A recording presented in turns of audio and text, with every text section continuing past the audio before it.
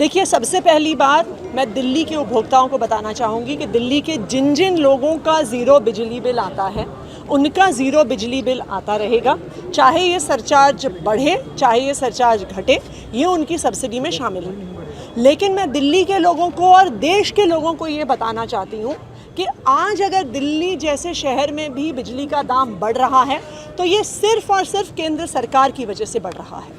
PPAC यानी power purchase agreement cost जो 10 साल के लिए फिक्स होती है, लेकिन चाहे DERC हो या चाहे देश भर में कोई भी इलेक्ट्रिसिटी रेगुलेटरी कमीशन हो, वो हर कुछ महीने बाद इस पावर परचेज की कॉस्ट को असेस करती है और बिजली कंपनियों को उस हिसाब से 3 महीने के लिए सरचार्ज घटाना बढ़ाना अलाउ करती है। आज क्यों दाम बढ़ रहा है? इसलिए बढ़ रहा है क्योंकि केंद्र सरकार की मिसमैनेजमेंट की वजह से आज देश में कोयले का दाम महंगा हो गया है।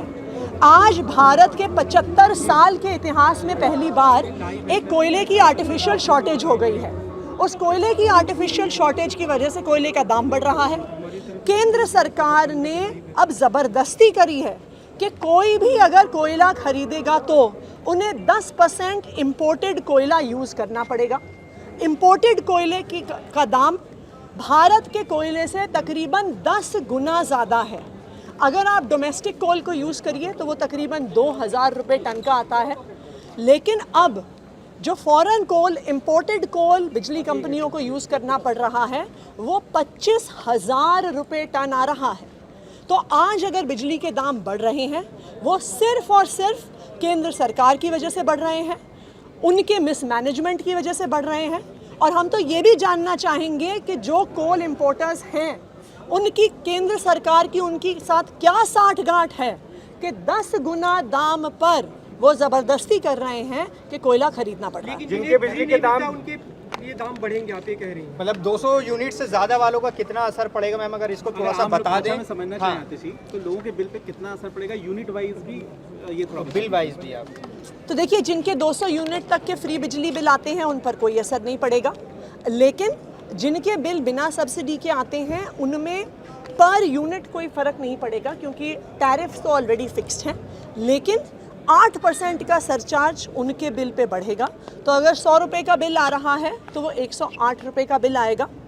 और मैं फिर से दिल्ली के कंज्यूमर्स को बताना चाहूँगी कि ये सिर्फ़ और सिर्फ केंद्र सरकार की मिसमैनेजमेंट की वजह से, बढ़ते हुए कोयले के दामों की वजह से।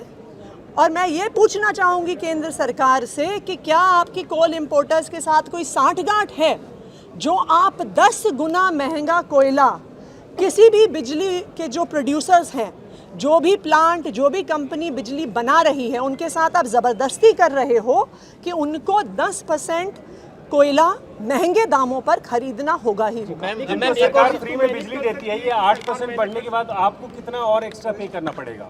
देखिए, उसका तो कैलकुलेशन हम कर लेंगे। जो महंगा होगा सरकार उसको मैनेज कर सकती है कि लोगों पे ज़्यादा भार ना पड़े।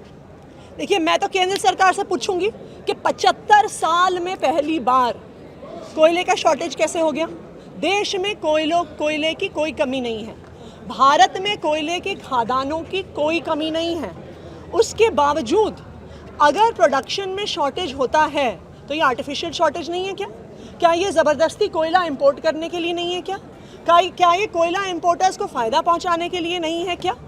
क्योंकि ये जो प्रोसेस है जिसमें हर 3 महीने बिजली के दाम के अनुसार ये सरचार्ज बढ़ भी सकता है, ये सरचार्ज घट भी सकता है। अगर बिजली का दाम कम होता है तो हर 3 महीने में ये सरचार्ज जो कैलकुलेट होता है ये एक डे टू डे प्रोसेस से कैलकुलेट होता है। तो 3 महीने के लिए सरचार्ज बढ़ भी सकता है, सरचार्ज घट भी सकता है। मैम, एक और सवाल है। ज़्यादा देना पड़ेगा लोगों को, आप ये कह रही है। जी मैम, एक और सवाल ये है कि आम आदमी पार्टी जो कांग्रेस पर लगातार हमला कर रही है, राहुल गांधी उससे नाराज़ हैं। जो 2024 में संभावित गठबंधन पंजाब और दिल्ली में होना था उसकी संभावना लगभग खत्म हो गई है, ऐसी खबर है। मैम, क्या कहना चाहेंगे? देखिए, मैं तो कांग्रेस पार्टी से एक ही सवाल पूछना चाहूँगी कि क्या वो देश के संविधान के साथ हैं, क्या वो लोकतंत्र के साथ हैं, क्या वो संघीय ढांचे के साथ हैं, या वो प्रधानमंत्री नरेंद्र मोदी के साथ हैं?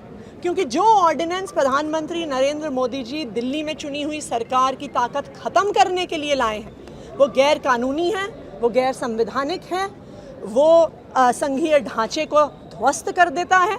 तो अगर कांग्रेस उस ऑर्डिनेंस का विरोध नहीं करती है उसके विरोध में वोट नहीं डालती है तो पूरे देश को दिख जाएगा कि कांग्रेस पार्टी संविधान के साथ नहीं है, लोकतंत्र के साथ नहीं है, बल्कि प्रधानमंत्री नरेंद्र